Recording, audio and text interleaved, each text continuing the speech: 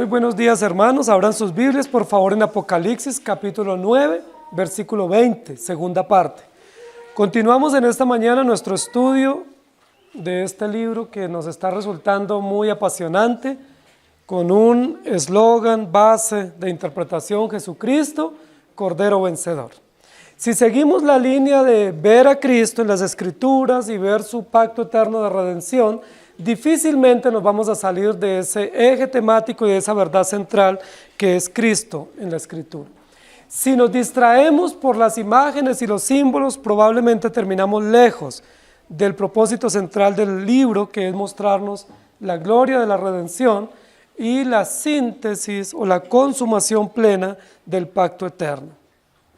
Apocalipsis capítulo 9, versículo 20 dice: y los otros hombres que no fueron muertos con estas plagas, ni aun así se arrepintieron de las obras de sus manos, ni dejaron de adorar a los demonios, a las imágenes de oro, de plata, de bronce, de piedra y de madera, las cuales no pueden ver, ni oír, ni andar.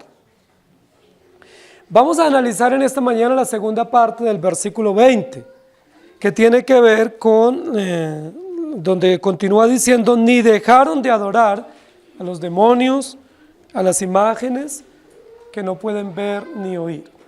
Queridos hermanos, el libro de Apocalipsis es un libro que nos muestra con muchas evidencias la justicia eterna de Dios.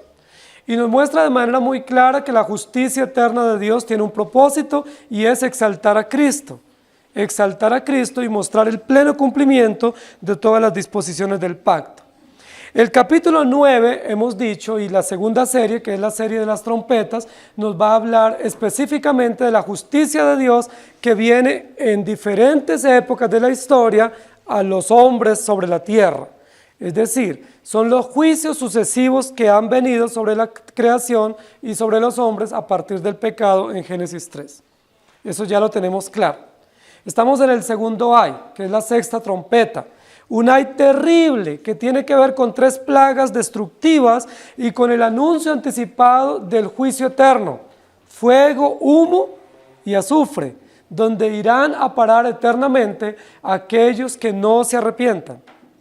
El versículo o los versículos finales del capítulo 9 nos dice: ni aún así se arrepintieron.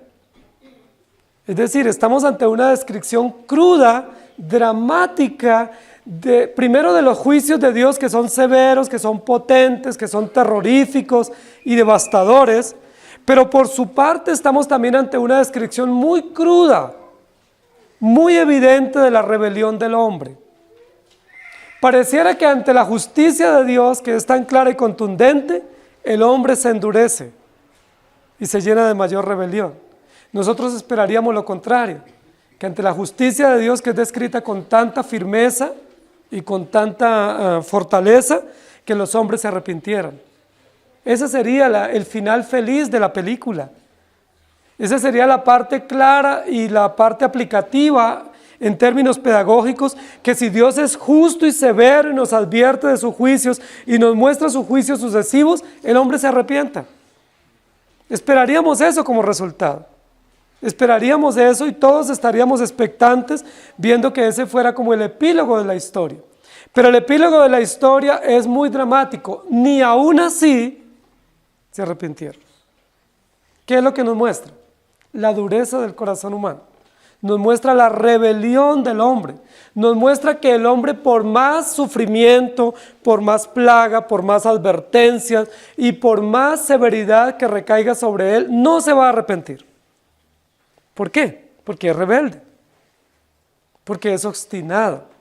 Y la Biblia nos va a decir cuál es el final para los que no se arrepienten: juicio y condenación. No hay otro final para ellos. Pero es interesante que la Escritura nos va a poner en 2 oportunidades en este final del capítulo que la razón por la cual no se arrepintieron no fue porque Dios no les dio su gracia, lo cual los haría excusados a ellos y culpabilizaría a Dios de la condenación. Si nosotros leemos así, decimos es que ellos no se arrepintieron porque Dios no les compartió su gracia, ¿quién es responsable de la condenación? Dios y ellos estarían sin excusa, lo cual no es correcto. Pero el texto lo que dice es ni aun ellos, es decir, siendo responsables, teniendo el deber, teniendo la capacidad, teniendo la ordenanza y teniendo las evidencias, no se arrepintieron. Es decir, son responsables de su dureza, son responsables de su rechazo al deber imperante del arrepentimiento. Pero la parte que nos corresponde hoy nos va a dar los cargos. Y llama mucho la atención que en justicia no se puede condenar a nadie si no hay cargos evidentes contra él. Recuerden que en la justicia ordinaria se dice que todos son inocentes hasta que se pueda demostrar su culpabilidad. Por eso en la justicia ordinaria y en los medios de comunicación siempre se habla de un presunto. ¿Se han escuchado? Siempre en los noticieros dice un presunto secuestrador, un presunto asesino, un presunto. ¿Por qué? Porque hasta que no se demuestre en un estrado judicial que hay cargos contundentes y se pueda emitir un veredicto, no se puede decir que esa persona es un asesino, o es un secuestrador, o es un violador, hasta que no se demuestre con cargos, es decir, con acciones. Como Dios es justo y Dios es juez y su tribunal está abierto para juzgar a los impíos, Dios no solamente condena sobre la base de su justicia, sino que nos demuestra cuáles son los cargos por los cuales somos condenados. Y eso me parece interesante, porque realmente eso muestra la justicia de Dios.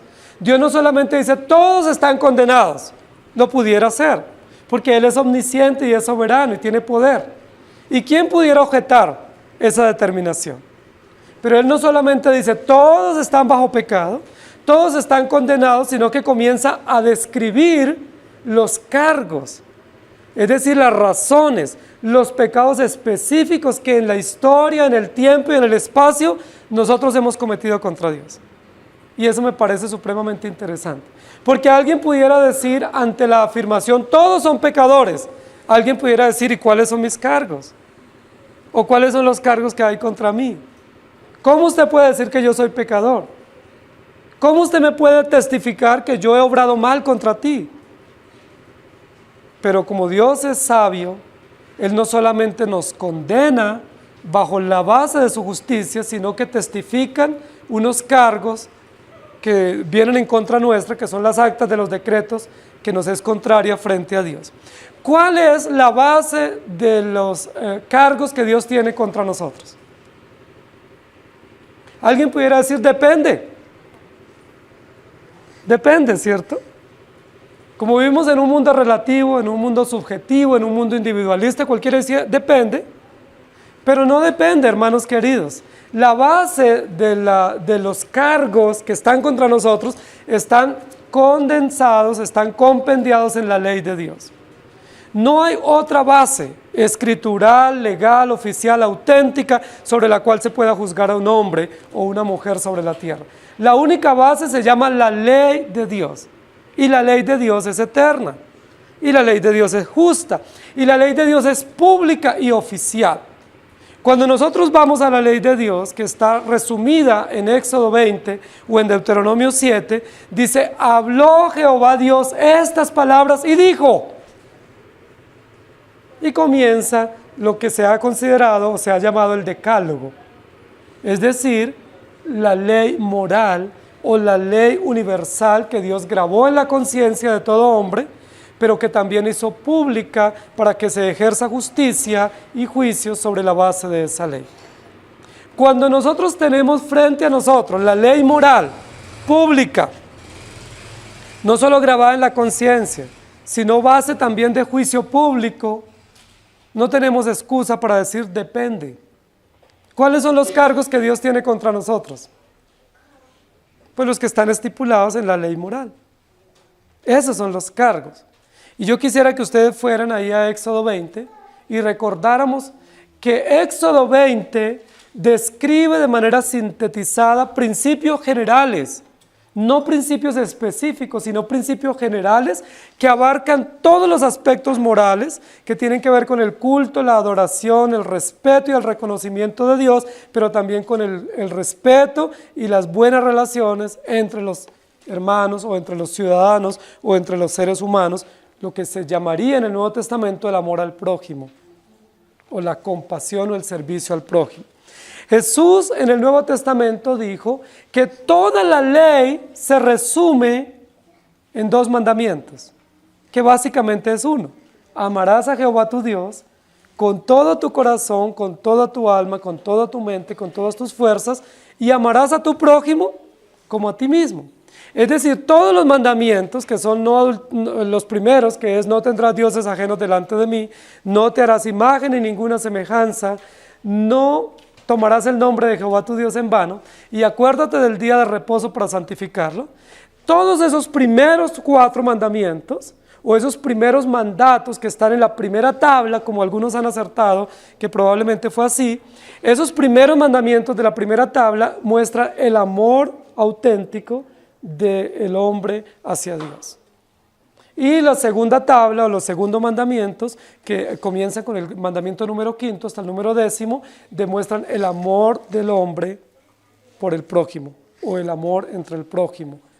Entonces, queridos hermanos, lo que nos va a decir aquí Apocalipsis capítulo 9, versículo 20, en la parte que nos corresponde hoy, es que los hombres violaron la ley. ¿Cuál parte de la ley violaron?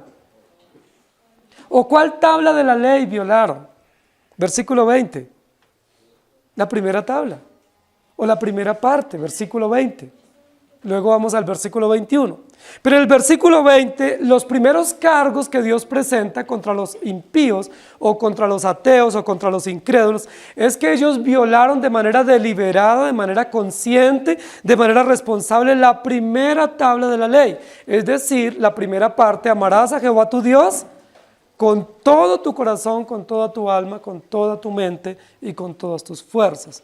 Esa primera tabla de la ley, o esos primeros mandamientos que muestran el amor o el reconocimiento o la reverencia al Dios creador, se muestra la violación a través de la idolatría, que es lo que nos va a decir aquí el versículo 20 de Apocalipsis.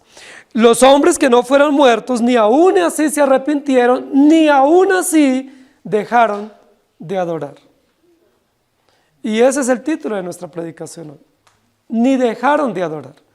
Noten que hay 2 denuncias que se hacen en el versículo 20. La primera denuncia es: no se arrepintieron. Es decir, no reconocieron que estaban obrando mal, no reconocieron que debían adorar a Dios, al Dios verdadero, y no reconocieron sus errores, no reconocieron sus faltas, no reconocieron sus pecados, no se arrepintieron. Es decir, no cambiaron de actitud frente a Dios. Pero la segunda denuncia que se hace en el versículo 20 es: ni dejaron de adorar. Y ahí me llama mucho la atención esa expresión, porque esa expresión lo que muestra es que todos los hombres fuimos creados para adorar. Y que todos tenemos la obligación intrínseca de adorar por el mismo acto de la creación.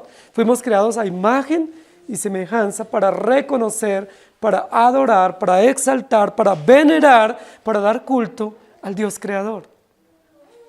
Si ustedes notan el preámbulo de los 10 mandamientos, dice: yo soy Jehová tu Dios. Y habló Jehová tu Dios estas palabras y dijo. Es decir, Jehová tu Dios, o Jehová tu Señor, no es Señor solo de los creyentes, y no es Dios solamente de los salvos o de los santos. Es Jehová Dios ¿de quién? De los impíos también. Es Jehová Dios de los incrédulos. Por eso el preámbulo de los mandamientos dice: yo soy Jehová tu Dios. Es decir, Él es Dios de impíos y de creyentes, es Dios de justos y de injustos, es Dios de salvos y de incrédulos. Por eso la base del juicio es la ley. La base del juicio, si fuera la ley exclusiva para los creyentes, los incrédulos tendrían otros elementos de juicio y se podrían demostrar otros cargos contra ellos. Pero como la única base de juicio es la ley de Dios, será la misma que será abierta para juzgar a los creyentes y a los incrédulos. Por eso la primera demanda que se hace contra ellos, o los primeros cargos públicos en este juicio anticipado, es: ni dejaron de adorar. Y uno se pregunta, pero ¿cómo así? Si son incrédulos. Si ellos son incrédulos, ¿a quién tenían que adorar? Lo que está diciendo es, siempre ellos estuvieron adorando. Nunca dejaron de adorar. Miren lo interesante, es decir, están cumpliendo el propósito por el cual fueron creados. ¿Para qué fueron creados todos los hombres? Para adorar. Y ellos dicen, no dejaron de adorar. Es decir, están cumpliendo el propósito. Todo hombre, toda mujer, desde el momento en que es engendrado, debe cumplir el propósito para el cual fue creado y es para adorar. El tema aquí es que se está usando este cargo en contra de ellos como una expresión de juicio. Es decir, ellos debiendo adorar al Dios creador y al Dios redentor verdadero y único, no le adoraron y en consecuencia adoraron lo que no debían adorar. Pero todo el tiempo estuvieron adorando. Llama mucho la atención esta expresión, porque muchos de nosotros pensamos que los creyentes adoramos y los incrédulos no adoran. O que los creyentes rendimos culto a Dios y los ateos nunca rinden culto a nadie. Este texto dice todo lo contrario. Ahora, si los incrédulos no adoraran nunca a nadie, el problema sería de Dios. Es decir, que ontológicamente, por diseño de creación, ellos no tuvieran esa noción o esa información o ese destello de que su origen y su procedencia es un ser celestial y deben rendirle culto. ¿Me hago entender? Si ellos no adoraran, el problema sería que Dios no les dio esa información o ese deber o esa noción y entonces estarían excusados. No es que no adoramos porque no sabíamos. Pero el texto no dice que no adoraron, dice fue que nunca dejaron de adorar. Es decir, cumplieron el propósito. ¿Me hago entender? Estoy siendo un poco irónico. A veces suelo hacerlo. Nunca dejaron de adorar, lograron el propósito. ¿Para qué fueron creados? Para adorar, para rendir culto, para exaltar a la divinidad o a la deidad. Para eso fueron creados y el texto dice, ni dejaron o nunca dejaron de adorar. El problema no es esa expresión, el problema es lo que continúa después de esa expresión. Lo que está atestiguando la Escritura aquí es que todo hombre y toda mujer, llámese ateo, agnóstico, incrédulo, de cualquier idea, ideología religiosa, absolutamente todos fuimos creados con un único objetivo y es adorar. Y todos los hombres, sean ateos, incrédulos, idólatras, quien sea, todos tendremos que cumplir ese objetivo. El problema que tenemos aquí, y es la razón por la cual vienen los juicios de Dios y las plagas sobre los incrédulos, es porque fuimos creados para adorar con exclusividad. Es decir, adorar al único Dios, al único Señor, al único Creador, al único Redentor. Pero muchos hombres y muchas mujeres, debido a su propia rebeldía, continúan adorando, es decir, cumpliendo el propósito para el cual fueron creados, pero no adorando de manera exclusiva al único que pertenece toda adoración, todo culto y toda dignidad. Esa es la denuncia. Ellos están cumpliendo en su acto de adorar, pero están incumpliendo en que están adorando no al ser exclusivo y único, al que pertenece todo culto y adoración, sino que están adorando lo que Dios no les permite ni les ordenó hacer. ¿Y eso cómo se llama? Rebeldía. Dos actos de rebeldía denunciados en el versículo 20. No se arrepintieron ni dejaron de adorar lo que no debían de adorar. Ahora noten que también en la afirmación ni dejaron de adorar, ahí no dice no podían adorar, no dice no debían adorar, sino no dejaron de adorar. Es decir, hay una noción de responsabilidad, hay una noción de conciencia. Ellos eran conscientes de que no debían adorar de esa manera, pero aún así no dejaban de hacerlo. Eso es importante, hermanos, porque nosotros a veces tenemos la idea de diluir la responsabilidad de las personas, especialmente de los incrédulos. Decimos, no, pues es que ellos no entienden, es que ellos no saben, es que como no tienen el evangelio, es que como no se les ha predicado, y eso en cierta medida tiene razón, pero eso no quita la responsabilidad. Ahí no dice es que ellos no podían o no debían, sino no dejaron. Eran conscientes. Cuando adoraban estos objetos de adoración que ellos le rendían culto, eran conscientes de que lo hacían y que no era lo correcto. Ellos sabían que era incorrecto. Ellos decidieron adorar de manera incorrecta. Y ellos decidieron permanecer en su adoración incorrecta, pese a que su misma conciencia les indicaba que no era adecuado ese acto de adoración. Pero ellos no dejaron de adorar. Es un cargo interesante, judicial contra ellos, por lo cual viene la ira de Dios sobre los incrédulos.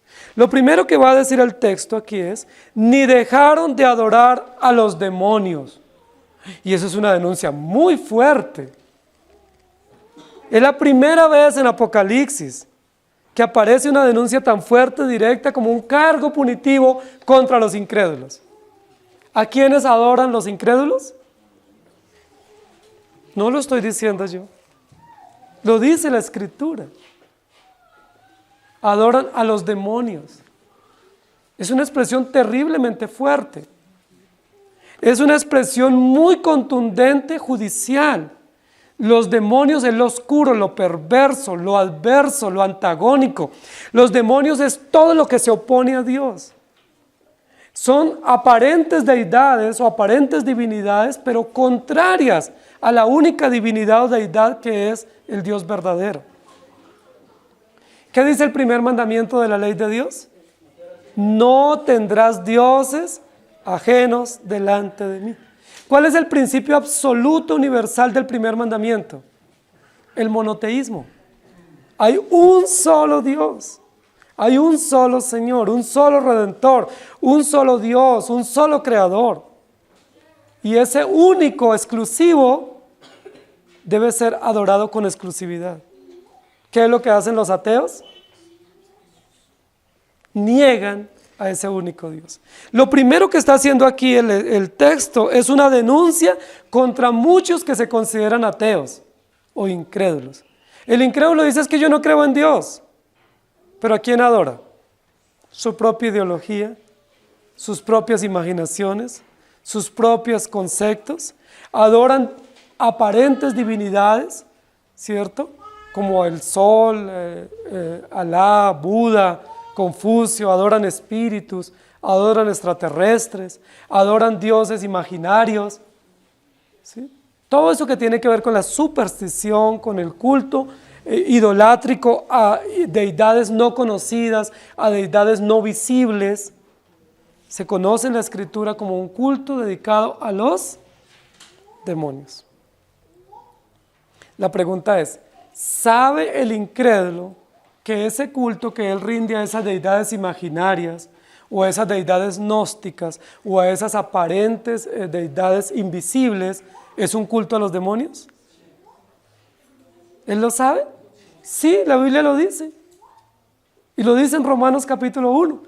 Debiendo adorar a Dios porque le conocieron, se envanecieron en sus necios razonamientos y prefirieron dar culto a las criaturas y no al Creador.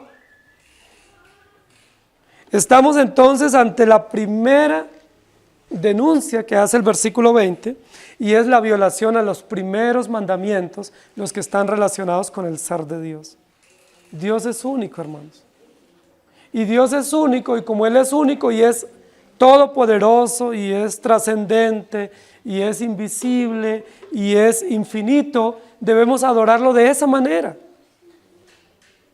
Por eso dice la Biblia, no te imagines a Dios, porque cuando tú te imaginas a Dios, es un culto de demonios. Cuando tú tienes una idea sobre cómo es Dios, su color, su tamaño, su forma, eso es un culto de demonios. Porque a Dios no lo podemos imaginar, porque no lo podemos ver, porque Él es infinito. ¿Cómo le debemos adorar? Dice la Biblia, en espíritu y en verdad. No podemos tener una imagen de Él. No podemos tener un concepto de Él. No podemos decir se parece a o es semejante a, porque ya eso se constituye en lo que denuncia aquí Apocalipsis, que es un culto a los demonios. Hermanos queridos, en la época en que se escribió Apocalipsis, había un auge grande del gnosticismo y de un culto místico, de deidades aparentes, imaginarias, Zeus y todos los dioses griegos que existían en la mitología. Eran dioses míticos, no eran dioses visibles, ¿sí? Representados. Eran dioses imaginarios, eran dioses creados a la imaginación de los servidores. Todos esos dioses míticos que no solo surgen en el pensamiento griego, sino que vienen de las culturas antiguas, dice la Biblia que ese es un culto o una adoración a los demonios. ¿Qué dice la Biblia? Pasan plagas, pasan advertencias, hay grandes mortandades, la tercera parte de los hombres mueren, pero ni aún así dejan de adorar. ¿De adorar a quién? A los demonios. ¿No es eso contradictorio? Adoran a los demonios y suplican a ellos, pero el juicio viene de parte de Dios. Es decir, ellos tratan de distraer la atención y en lugar de arrepentirse, rinden más culto y se vuelve más devoto a esos mitos o a esas imaginaciones que ellos tienen, pero Dios dice, es un culto de demonios. ¿Qué es lo que ellos persisten en su adoración a los demonios? ¿Qué es la información oculta o detrás de esa adoración a los demonios? ¿Qué es lo que ellos quieren hacer? Negar a Dios. Decir Dios no existe. Y si existe, se parece a. Dios no existe. Ese es el tema de los ateos, de los agnósticos. Y ustedes saben que hoy en día, especialmente en nuestra sociedad colombiana, hay un crecimiento muy fuerte, especialmente de ese agnosticismo académico. ¿Sí? Hay un gran agnosticismo, especialmente en las facultades, en la gente de conocimiento, en los medios de comunicación. El agnosticismo, que es una palabra nueva para decir ateísmo, ¿sí? Parece que agnosticismo es una palabra académica profunda. No, hermano, significa ateísmo. Si alguien dice yo soy agnóstico, pues tradúzcase, soy ateo, ¿sí? O si hoy en día alguien dice es que yo soy progresista, tradúzcase también ateísmo, porque es una expresión del ateísmo, es decir, de la negación de ¿quién? Del Dios creador, del Dios único y perfecto. Entonces, ese agnosticismo académico que existe hoy en nuestra sociedad, lo que dice es Dios no existe. Ahora, ellos no se atreven a decirlo abiertamente en la plaza pública, pero ¿cómo lo dicen? Pues saquemos a Dios de la ley, saquemos a Dios de los colegios, saquemos a Dios de las discusiones públicas, saquemos a Dios de la moral. ¿Por qué tenemos que meter a Dios en la moral? Es que la moral es un asunto de religión, dicen ellos. Saquemos a Dios de la moral y hagamos un debate abierto, hagamos un debate académico, hagamos un debate con altura, pero sin Dios. Hermanos, les pregunto, ¿es posible hacer un debate con altura, con profundidad, con trascendencia sin Dios? Es imposible. Es una locura. ¿Sí? Es toda una anarquía un debate sin Dios. Porque la academia sin Dios no existe, porque Dios es la base, la fuente de la sabiduría. El principio de la sabiduría es el temor a Jehová. Ni aún así dejaron de adorar. ¿A quién? A los demonios. Hermanos queridos, vivimos en una sociedad donde se precia de ser académica, ¿sí? Pasamos de la época del siglo de oro y la edad de la ilustración a una edad moderna de academia, donde la gente es académica, donde hay mucho intelectual, donde todo se resuelve con ideas y con conceptos. Pero ¿sabía el hombre o sabe la sociedad que todo ese culto que ellos rinden a sus pensamientos, a sus ideas, a sus religiones, a sus principios, es un culto a los demonios? Todo ese pensamiento de la nueva era, todo ese pensamiento gnóstico disfrazado de de medicina alternativa, disfrazado de terapias, disfrazado de yoga, de relajación, de conexión con las entidades de poder. Todo eso es gnosticismo y todo eso es un culto. ¿Qué dice la Biblia? A los demonios. Por eso vienen plagas sobre ellos, porque ellos persisten en negar a Dios. Tan simple que es decir Dios es creador, en lugar de leernos unos tomos interminables de teorías. Tan simple como decir Dios es redentor y yo necesito de Él, a leernos unos tomos gruesos de teorías evolutivas, de reencarnación, de teorías de sanación, de teorías de paz. Es tan sencillo. Dios es creador y sustentador. Por eso es simple el Evangelio. Por eso lo rechazan los académicos, porque es muy simple. Es tan simple como que nosotros somos criaturas y Él es creador. Pero ni aún así dejaron de adorar. La segunda parte del texto dice, no solo que adoraron a los demonios, es decir, a los mitos, a las imaginaciones, a los espíritus invisibles, más grandes que ellos, que no los podían ver ni tocar, sino que ahora dice que se envanecieron en adoración a ídolos visibles, de oro, de plata, de bronce, de piedra y de madera. La segunda parte no es una negación a Dios, porque los que adoran imágenes de oro, de plata y de bronce, creen en Dios. ¿Estamos de acuerdo? Ellos creen en Dios. Por eso le rinden culto, por eso tienen un altar para esos ídolos. Ellos creen en Dios y se han hecho diversas imágenes de diverso valor. Si ustedes notan allí la descripción va de más a menos. ¿Sí? De oro, plata, bronce, piedra y madera. Es decir, hay un deterioro, hay una degradación, hay una declinación en los mismos materiales de esos dioses. Es decir, es degradante la adoración, cada vez van tocando fondo en su culto idolátrico. Pero todos los que rinden este tipo de cultos son creyentes. Unos dicen, yo no creo en Dios, y adoran demonios. Pero estos dicen, yo creo en Dios, pero yo me lo imagino de esta manera. A mí me parece. Recuerden, hermanos, nosotros pensamos que solo ahora en América Latina es que tenemos tanta idolatría. Pero recuerden que la idolatría floreció en Caldea, en Babilonia, ¿sí? Entre los egipcios, entre los griegos. ¿Se acuerdan que aún dentro del pueblo hebreo hubo muchos ídolos? En la época del rey Salomón fue donde más ídolos hubo. Por eso hubo paz. Porque cada uno podía adorar su propio ídolo. Recuerden que el periodo de más paz que Israel tuvo fue el reinado de Salomón. Pero fue donde más ídolos hubo. Dice la Biblia que en cada monte alto, que en cada colina, que debajo de cada árbol frondoso, ¿qué había? Que a la entrada de cada ciudad, ¿qué había?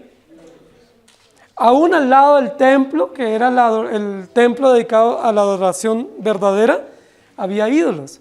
Todas esas mujeres que Salomón coleccionó, traían cada una sus propios ídolos. Eran creyentes. Los que tienen estos ídolos de oro, de madera, de bronce, son creyentes. Pero tienen una imaginación tergiversada y una creencia tergiversada sobre quién es Dios. Ellos dicen, yo creo en Dios, pero ¿saben qué le añaden? Yo creo en Dios a mi manera. ¿Han escuchado? Yo creo en Dios a mi manera. A mí me parece que es así, respéteme. Yo creo en Dios como me enseñó mi abuelita o mi abuelito. Yo creo en Dios como me enseñaron. ¿Y cómo nos enseñaron nuestros padres? Que a Dios se adora a través de una figura, a través de una forma visible, a través de una imagen pequeña que la puedo transportar y la puedo llevar y que se me acomoda a mis necesidades. Primero los demonios que son invisibles, más grandes que yo, luego adorando imágenes más pequeñas que yo. que les puedo poner en un lugar y les puedo decir que no se muevan y los puedo usar a mi voluntad. Es degradante lo que está diciendo aquí la Escritura. Y es interesante porque no es casual el orden como se presenta. Es decir, estas personas se creyeron muy inteligentes y dijeron, pues hagámonos una figura de Dios, de ese Dios que nos imaginamos, y hagámonos la del material más valioso, oro, de buenos quilates. Y ese nuestro Dios es un Dios valioso, nos costó hacerlo. Pero cada vez la degradación va llevando al hombre, dice, hasta hacer ídolos de madera y de barro, va a decir en otras oportunidades. Es decir, ya ese Dios no es tan valioso, ya ese Dios no es tan importante, ya ese Dios no cuesta mucho hacerlo. Con un poco de arcilla se puede hacer, ¿sí? Con un pedazo de madera, como dice Isaías, se corta un árbol, mitad de esa madera se hace un ídolo y se le rinde culto y la otra mitad se hace para un sancocho. Dice la Biblia, ¿qué necedad? La pregunta es, ¿ellos, los que adoran, saben y entienden que están haciendo mal? Claro que sí. Si decimos que no, es injusto que Dios lo juzgue. Ellos saben que están obrando mal. ¿Cómo arrodillarse ante una imagen de un material hecha por alguien y decirle tú eres mi Dios? ¿Cómo tocarla? ¿Cómo besarla? ¿Cómo pedirle? ¿Cómo irle a hacerle un rezo todos los días? Uno sabe que está obrando mal, porque ese no puede ser el Dios de uno. Esa es la creencia de uno, esa es la religión de uno, pero ese no puede ser el Dios de uno. Porque la Biblia dice, ni ven, ni oyen, ni caminan, y semejantes a ellos son los que les adoran. Ni aún así dejaron de adorar. Los ateos adoran sus mitos, es decir, sus mentiras, sus engaños, y niegan a Dios. Pero los idólatras adoran sus propias imágenes hechas a su propia medida. ¿Ustedes no se han dado cuenta que hay un mercado muy grande de ídolos? Hay almacenes muy variados de ídolos. Y si yo voy a escoger, pues yo elijo el que está de acuerdo a mi presupuesto, de acuerdo a mi necesidad y de acuerdo a mi intención. ¿Eso qué significa? Que yo puedo encontrar mi ídolo a mi tamaño o a mi medida, dependiendo de mi interés. Y a lo largo de la historia ha sucedido eso. Hoy en día nosotros culpamos la religión católica romana, pero no es solo la Iglesia Católica Romana. Recuerden que antes de que existiera la Iglesia Católica Romana, los griegos, los persas, los babilonios, los sirios, los caldeos, tenían un ídolo para cada cosa. Estaba el Dios de la fertilidad, el Dios de la cosecha, el Dios del amor, el Dios de la guerra. Lo mismo. Adoraban el sol, adoraban la lluvia, adoraban los animales. Dice la Biblia que es tan degradante la idolatría y las prácticas idolátricas que terminan adorando los reptiles. De la cadena de los animales, los reptiles serían los inferiores o los insectos. ¿Se acuerda que ya mencionamos aquí en Apocalipsis cómo Dios ve al impío? Como un insecto y como un reptil. ¿Cómo se disfrazó Satanás en el Edén? Como un reptil. Es decir, lo más degradante, lo más bajo. Y dicen en Romanos 1 que adoran reptiles. Los dragones, los cocodrilos, reptiles, que el hombre adora. O sea, es que el hombre no tiene inteligencia para saber que ese objeto, así sea cristalino o dorado por el material del cual fue hecho, es un reptil, que es un animal que no sirve para mucho. O sea, ¿será que la inteligencia del hombre no le da para entender eso? ¿Cómo postrarse ante una piedra y decirle, tú eres mi Dios? ¿Falta de inteligencia o exceso de rebeldía? Rebeldía, dice la Biblia. Es la rebelión del hombre contra Dios al que le lleva a decir, no me arrepiento. Yo voy a poner una ilustración, no sé si alguno la recuerda. Cuando sus padres los disciplinaban, a los que los disciplinaban, y les daban con una correa, algunos de ustedes decían, ¿no me dolió?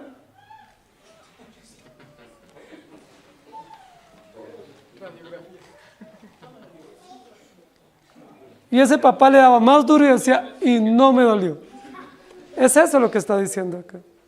Dios nos disciplina o Dios trae juicio, ¿y qué dice el hombre? Pues no me arrepiento. No voy a cambiar. No voy a dejar de adorar. Y Dios dice, pero es que para eso es el juicio, para que se arrepienta. Pues no. Para que deje de adorar a esos dioses falsos, porque yo soy poderoso. Ningún culto a esos demonios o a esos ídolos muertos hacía que la naturaleza, la lluvia y las inundaciones y el sol y la tierra no se movieran. El único que puede mover la tierra es Dios. El único que puede hacer que haya inundaciones y carestías y hambrunas, inundaciones es Dios. ¿Por qué no adoraban a Dios? Es decir, ni aún así se arrepentían. Cuando ustedes decían, no me dolió, ¿qué era lo que estaban mostrando en su corazón? ¿Que no les dolió? Claro que dolió. Sí dolía y quedaba la marca, pero ¿qué era lo que usted estaba diciendo? Yo soy rebelde. Yo soy rebelde. Cuando un hijo le dice al padre, no me dolió, lo que está diciendo es, me dolió, pero soy rebelde. Soy tan rebelde que no quiero reconocer que merecía esa disciplina y que esa disciplina fue dura y que debo reconocer mi falta. Entonces, en lugar de hacer eso, él lo resume diciendo, no me dolió. Eso hace el incrédulo. Y si él reacciona así y dice, no me dolió, no me arrepiento, es porque él es responsable. Es porque él tiene entendimiento. Es porque él sabe exactamente lo que Dios le está diciendo, pero no lo quiere hacer, ni lo va a hacer. No por falta de inteligencia, no por falta de evidencia, y no por falta de sufrimiento, sino porque tiene exceso de maldad y de perversión en su corazón. Como dice la Escritura, está vendido al pecado. Hermano, ¿no es mucho más inteligente decir, Señor, perdóname? Igual como un hijo cuando el padre o la madre lo está disciplinando, decir, sí, me equivoqué, perdóname, a que tengan que darle otra tuenda y otra y otra. O sea, ¿no es mucho más sencillo que él diga, sí, yo estoy obrando mal, soy rebelde, perdóneme, ayúdeme? Pero el incrédulo, dice la Biblia, viene la primera plaga, no se arrepiente. Viene la segunda, no se arrepiente. Y va la tercera, que es la vencida. ¿Y qué dice? No me dolió. Ni aún así, siendo que ya la tercera parte ha muerto, los que sobreviven no se arrepienten y no dejan de adorar. Hermanos, esto es terrible. Este es un cargo que Dios pone frente a nosotros, que va a ser la evidencia del juicio condenatorio contra los incrédulos. ¿Cómo atribuirle a Dios injusticia? Si Dios es justo y perfecto. Hizo todo perfectamente, hace salir el sol sobre buenos y malos. Ha dado enseñanzas constantes de su existencia y de su justicia. Ha grabado la ley en la conciencia de todo hombre para que se arrepienta. Ha traído sufrimiento a lo largo de la historia para que hayan evidencias físicas notables y que el hombre se arrepienta. Pero ni aún así se arrepiente. ¿Es Dios injusto? No. No hay injusticia en Dios. Porque muchos cuando escuchan la Escritura dicen, no, es que Dios es injusto. No, Dios es justo, porque todo nos lo ha puesto para que tengamos la información correcta sobre Él y para que le adoremos, pero ni aún así lo hacemos porque somos rebeldes. No dejaron de adorar imágenes de oro, de plata, de bronce, de piedra y de madera. ¿Cuál es el segundo mandamiento de la ley de Dios? No te harás imagen, ni ninguna, ni siquiera una semejanza de lo que está arriba en el cielo, ni abajo en la tierra, ni en las aguas debajo de la tierra. No te inclinarás a ellas, ni las adorarás, ni las honrarás, ni las venerarás. Porque algunos dicen, es que nosotros no adoramos, nosotros veneramos. Hermanos, adorar y venerar son sinónimos. es rendir culto, es rendir reverencia y respeto a un ser que yo considero una divinidad. No te inclinarás a ellas. ¿Por qué? Porque yo soy Jehová tu Dios, fuerte, celoso, que visito la maldad de los padres sobre los hijos. Es decir, no siguen la tradición de los abuelos, porque Dios visita a quienes siguen las tradiciones de los padres en sus idolatrías, porque solo a Jehová tu Dios adorarás y a Él solo servirás. ¿Se acuerdan que en varias oportunidades hubo hombres como Juan o Pedro que se arrodillaron ante ángeles? ¿Y se acuerdan que le dijeron esos ángeles? Por favor, levántese, rápido, no te inclines hacia mí, yo no soy Dios. Adora a Dios, yo soy un mensajero, no te postres ante mí. No puedo aceptar, no puedo permitir que alguien me rinda a mí culto. Ustedes saben que nos estamos preparando en pocos días para un gran recibimiento en esta nación que propenderá por el aumento de la idolatría, ¿sí? Y que desarrollará más culto idolátrico en esta nación, y eso traerá más pobreza y miseria, porque las naciones idólatras cada vez son empobrecidas. Y nos estamos preparando para esas visitas donde se rendirá culto visible, donde se aceptará culto visible. La Biblia dice, no podemos aceptar ni rendir culto a hombres, ni que nos rindan culto a nosotros. ¿Sí? Cuando Juan se arrodilló ante el ángel lo levantó rápido. No, Señor, a mí no. Adora a Dios. No podemos hacerlo. La Escritura dice, no te harás imagen, ni ninguna imaginación, del tamaño que sea, de la figura que sea cuadrúpedo, sea volátil, sea humano, sea reptil, nada. Porque todas esas son cosas creadas para mostrar la gloria de Dios y para indicarnos que Dios creó todas las cosas, pero debemos adorar al Creador de todas las cosas. Ni aún así dejaron de adorar. ¿Y qué continúa diciendo el texto? Muy bien, conclusión, ¿no? Las cuales, las imágenes, o los ídolos, o las figuras, no pueden ver, ni oír, ni andar. Mire, hermanos, esto es un insulto a la inteligencia. De verdad.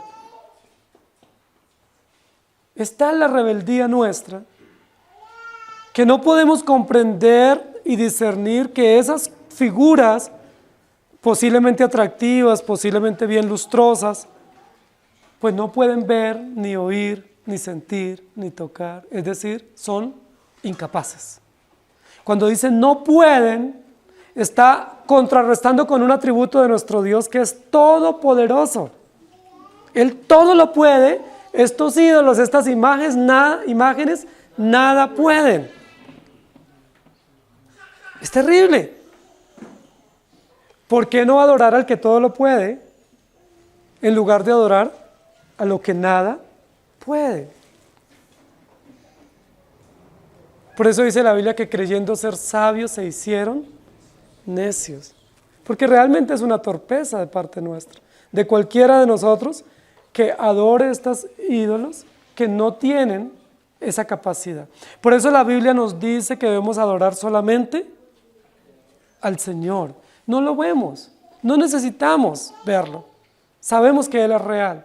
¿Por qué lo sabemos? Porque en nuestra conciencia tenemos esa información, porque en nuestro corazón tenemos esa noción y porque su Espíritu Santo nos ha redarguido y nos ha regenerado para que comprendamos que Dios es real y le adoramos en espíritu y en verdad, las cuales no pueden ver, ni oír, ni andar. Tres acciones que son muy significativas en Apocalipsis. Ver. Juan está teniendo una visión y en su visión Juan ve que esas imágenes no ven. Es decir, Dios está recreando nuestros sentidos en Apocalipsis. No pueden oír. Recuerda que parte de la visión era oí, vi, oí. Ahora está diciendo, ellas ni ven ni oyen. Pero ahora dice, no andan, no progresan, no pueden movilizarse. Recuerden que lo que el pueblo estaba necesitando en ese momento, especialmente la iglesia, era quien actuara a favor de ellos, porque estaban siendo perseguidos, torturados, los estaban exiliando. Necesitaban a alguien que actuara. ¿Y quién es el único que puede actuar? Dios, soberanamente, de manera milagrosa, poderosa. Pero dice, ellos no pueden, no es que no quieren, es que no pueden. Para ellos les es imposible porque son cosas hechas por manos de hombres. Por eso dice la Biblia que no se arrepintieron de las obras de sus manos. Y la mayor obra de sus manos, de la cual no se arrepintieron, tiene que ver con la idolatría. No dejaron de adorar las obras de sus manos. Ahora, es interesante porque todo eso es un contraste, porque nosotros somos obra de las manos de Dios. ¿Por qué adorar la obra de nuestras manos? Eso es egolatría. Si nosotros nos hicimos a nosotros mismos, podemos adorarnos. Pero dice la Biblia, nosotros no nos hicimos, nada hemos podido hacer. Recuerden que la ciencia ha avanzado muchísimo, especialmente la medicina. Y la ciencia de la medicina que ha avanzado mucho puede crear órganos, pero los órganos que crea son sintéticos. No son órganos vivos. No pueden crear órganos vivos. Crean órganos sintéticos que pueden ser asimilados por el cuerpo a través de un trasplante, pero no son órganos vivos, nunca serán órganos vivos. Los únicos órganos vivos son los que Dios creó y que se pueden usar a través de una donación de trasplante de órganos, pero el hombre en un laboratorio nunca podrá crear órganos vivos, porque eso es una facultad exclusiva de Dios. El hombre puede transformar, ¿sí?, la materia prima, pero no puede crear. Entonces lo que está diciendo aquí es, estos ídolos nunca podrán tener vida. Y luego va a decir en Apocalipsis, y aún si una de estas imágenes cobrara vida, como la imagen de la bestia. ¿Se acuerdan que han dicho que hay imágenes que lloran, que dicen cosas? Dice, aún si eso sucediera, que una imagen cobrara vida, ¿qué dice la Escritura? No lo crean, no acepten eso, porque no es verdad, porque solo al Señor adorarás y a Él solo servirás. El engaño de Satanás fue que se le rindiera culto a Él.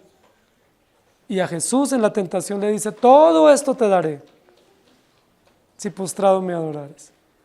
Porque el hombre fue creado para adorar, pero Satanás quiere no solamente negar a Dios, sino tergiversar el carácter de Dios, diciendo que Dios se parece a una figura pequeña, pero también quiere negar el pacto. Si ustedes leen en Éxodo capítulo 20, quisiera que leyéramos ahí algunos textos, de Éxodo capítulo 20, dice de la siguiente manera. Dice, y habló Jehová estas palabras, y dijo, yo soy Jehová tu Dios que te saqué de la tierra de Egipto, de casa de servidumbre, no tendrás dioses ajenos delante de mí. ¿Sí? Y todo el contexto de los mandamientos de Dios, absolutamente todo está en el contexto del pacto. Es decir, Dios hizo un pacto y en la expresión o en la manifestación pública del pacto nos dio su ley. Es decir, cuando adoramos imágenes o adoramos demonios, ¿qué negamos? Negamos el pacto. Es decir, negamos a Dios, creador y redentor. Negamos el carácter de Dios, diciendo que Él es pequeño, que es imperfecto, que es incapaz, que necesitamos muchos ídolos que satisfagan todas nuestras necesidades o expectativas. Pero en tercer lugar, negamos el pacto. Porque el pacto de Dios es que Él determinó salvar y salvar a través de Cristo Jesús, dándonos una ley que no podemos cumplir, pero ante la incapacidad del cumplimiento de la ley, Cristo satisfizo las demandas de la ley. Por eso la denuncia que se hace aquí en Apocalipsis es muy fuerte. No dejaron de adorar. Es decir, al continuar adorando, ¿qué hacen? Niegan a Dios. Y ahí está el pecado imperdonable y el texto sobre la blasfemia contra el Espíritu Santo. Por eso es imperdonable. Pero en segundo lugar, al seguir adorando imágenes, niegan el carácter o tergiversan el carácter de Dios. Por eso para la mayoría de los seres humanos, Dios no es todopoderoso, Dios no es omnisciente, Dios no es infinito, Dios no es fiel, Dios no es justo. ¿Cómo es Dios? A mi tamaño. Sí. Y la gente dice, es que Él me entiende, ¿no? Sí, Diosito sabe cómo soy yo. Sí, Él me entiende. Él sabe, Él me lleva en la buena. Él me entiende, es decir, ese es el Dios que yo me creé. Es el Dios, y leo la Biblia, soy creyente, pero todo el entendimiento del carácter de Dios está reducido a unos ídolos. Es decir, no es el carácter perfecto, absoluto, suficiente, soberano de Dios en la vida y en la muerte. Y lo tercero que niegan estas personas ateas es el pacto. Es decir, no hay salvación. ¿Salvación de qué? ¿Arrepentimiento de qué? ¿Sí? ¿Usted de qué tiene que arrepentirse? De hecho, uno escucha muchas frases, ¿no? Que dice, mire, haga lo que haga, disfrútelo y no se arrepienta de nada. Arrepiéntase más bien de no haberlo hecho primero. ¿Lo han escuchado? La gente nos dice eso. Mire, uno tiene que arrepentirse de lo que deja de hacer. Haga lo que se le venga en gana, disfrútelo, tranquilo, cumple todos los placeres y los antojos, no se arrepienta de nada. Eso nos dice el ateísmo porque niega el pacto, es decir, niega que hay un proyecto, que hay un plan y que ese plan es la salvación. ¿Salvación de qué? Del perdón de nuestros pecados y de la condenación eterna. Por eso el texto continúa diciendo no se arrepintieron, es decir, niegan el pacto. Niegan que hay un plan de salvación y no se arrepintieron porque estos ídolos a los cuales ellos sirven y a los cuales rinden culto son ídolos incapaces de hacer algo por ellos. Queridos hermanos, nosotros también adoramos estos ídolos por mucho tiempo. Dice la Biblia que estuvimos envanecidos y estuvimos entenebrecidos y que corríamos detrás de estos ídolos, lo hicimos. Aún así Dios tuvo misericordia de nosotros. Y gracias por el Evangelio, porque aunque nosotros tampoco nos arrepentimos y tampoco dejamos de adorar, ¿qué hizo el Evangelio? ¿Qué hizo el Espíritu Santo? Produjo lo que se llama en la doctrina la regeneración o el nuevo nacimiento y nos dio vida estando muertos en delitos y pecados. ¿O alguno de ustedes por cuenta propia abandonó esos ídolos y volvió al Dios verdadero? ¿Alguno de ustedes un día se levantó así con una neurona más y dijo, bueno pues, oye, ¿verdad? Esto ni camina, mire, se llena de polvo todos los días, tengo que limpiarlo. Oye, yo creo que esto no es. Lo voy a botar y voy a adorar al Dios verdadero. ¿Alguno lo hizo así? No. Algo sucedió diferente. No fue que tomamos conciencia propia, no fue que decidimos. ¿Quién obró? El Espíritu Santo. De manera extraordinaria, dice la Biblia, nos pasó de muerte a vida, nos regeneró y luego lo que amábamos tanto se constituyó en una vergüenza para nosotros y nos arrepentimos y dijimos, Señor, ¿por qué tanto tiempo? ¿Por qué hasta ahora? ¿Por qué hasta ahora entendí que este culto honesto, sincero, devoto que yo elevaba a estos ídolos era falso? ¿Por qué hasta ahora lo entendí? Y nos arrepentimos y Dios ha tenido misericordia de nosotros y esperamos que tenga misericordia de muchos más, pero de aquellos de los cuales Dios no obre por su infinita gracia y que están entregados en delitos y pecados, dice la Biblia que lo único que les espera es la condenación porque no se arrepintieron ni dejaron de adorar. Que el Señor nos ayude a adorar al único Dios verdadero a través de Cristo Jesús. Precioso Señor, gracias por tu palabra. Y gracias por recordarnos que el entendimiento que tenemos ahora no fue producto de una decisión nuestra, sino producto de tu gracia inmerecida. Nosotros no dejamos de adorar. De hecho, aún seguimos adorando ídolos como el dinero, el cuerpo, la fama, cantantes, muchas cosas. Pero gracias porque tú ya nos diste vida, nos regeneraste para ver nuestro pasado y comprender cuán equivocados estábamos.